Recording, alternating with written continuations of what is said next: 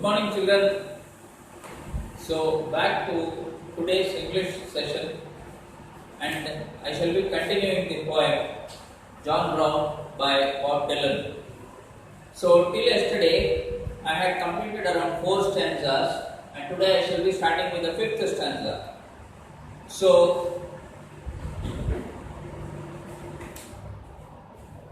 I shall be starting with the 5th stanza, and till the 4th stanza, I hope you all must be very clear about my explanation. Now, in the 5th stanza, we find something different going on in the poem. The 5th stanza, I am reading it out. Then the letters ceased to come, for a long time they did not come.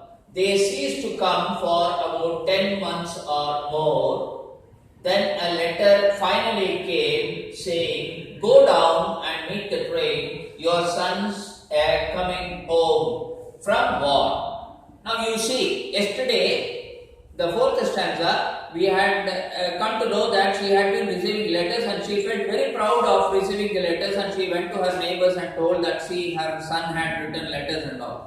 But now what happens in the 5th stanza is that in the 5th stanza we find that letters don't come at all, and if at all they come after 10 months or more. So that is why the lines in the 5th stanza states, then the letters ceased to come. Ceased to come means it stopped coming. Ceased means, the word ceased means stop.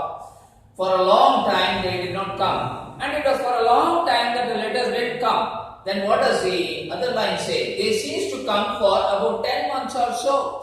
So 10 months have passed away, and still she didn't receive any letters from her son.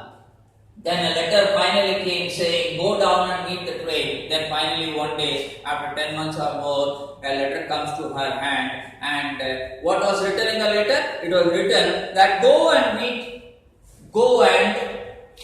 the train. Go and meet the train. Go and meet the train means, the letter states that go to the station and meet your son who is coming by a train, by a return train. And go down and meet the train. Your son is coming home from war. And the letter stated that her son was coming back from war. Now, after 10 months or so, this is one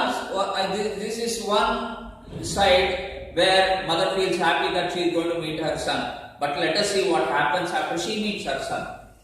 Then the stanza 6 reads, "She smiled and went right down. She looked everywhere around, but could not see her soldier son inside. But as all the people passed, she saw her son at last. When she did, she could hardly believe her eyes." Now this is a very significant stanza.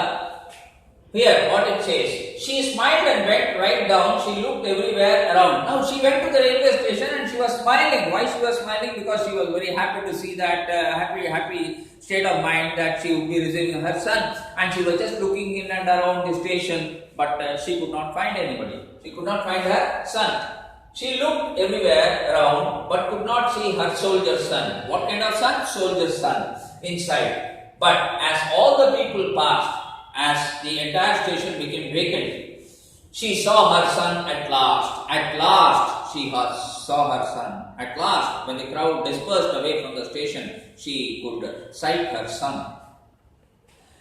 When she did, she could hardly believe her eyes. She could hardly believe her eyes. When she saw her son, she really couldn't believe. She really couldn't believe. Now let us see in the next stanza what she couldn't really believe. Why the last line says that her eyes, that she could hardly believe her eyes. She could hardly believe her eyes. Hardly believe her eyes means what her eyes saw, she could not believe. Let us see whether it is a good thing or the bad thing. That we will come to know in the next stanza. Stanza 7. Oh, his face was all shot up and his hand was blown away. Now, in the war, what had happened? As I had told you, a soldier really comes to know what a soldier is and what is the situation of a soldier in a real war. So this is what is explained in stanza 7. Oh, his face was all shot up and his hand was blown away. His face was completely disfigured due to a blast, and his hands were completely blown away. And he wore a metal brace around his waist. Now, She saw her handsome son, who was handsome before the war. Now he wore a metal brace. Metal brace means a metal padding which supported his waist. Probably his waist also must have got affected in the blast. Okay.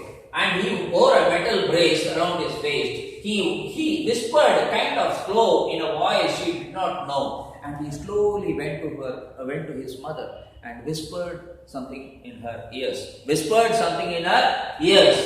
And in a voice she did not know. And she did not know as to what he was telling, what he was whispering in her ears. While she couldn't even recognize his face. And his face was disfigured and she could not even recognize his face. That is why, since she could not recognize his face, she also didn't know what he whispered in her ears. Oh Lord, not even recognized his face. Oh Lord, not even recognized his face. Oh Lord, that is, she says, oh God, she could not recognize his face. That she could not recognize his face. Now stanza 8. Oh, tell me, my darling son, pray tell me what they had done. How is if you come to be this way? Now the first three lines I will explain. Oh, tell me, my darling son. Now she says, oh darling son, tell me what she wants her to tell, what she wants him to tell. Let us see. Oh, tell me, my darling son, pray tell me what they done, what they done. Pray tell me what they done. Oh, my darling son, please tell me what had happened to you in the war. Why is your face disfigured? Why are your hands blown away? Why does your waist contain a brace, metal brace? Okay. What they done? How is it if you come to be this way? How is it you come to be this way? You come to be this way. This line states that what made this condition? What made you to be in this condition? She is asking her son. He tried his best to talk, but his mouth could hardly move. Now he tried to talk to her, he tried to give reply to her, but his mouth hardly moved. Why his mouth hardly moved? Because his face was disfigured. Probably he couldn't speak anything. And mother had to turn her face away. And what a sad situation. Mother had to turn her face away because she couldn't digest the disfigured face of her son.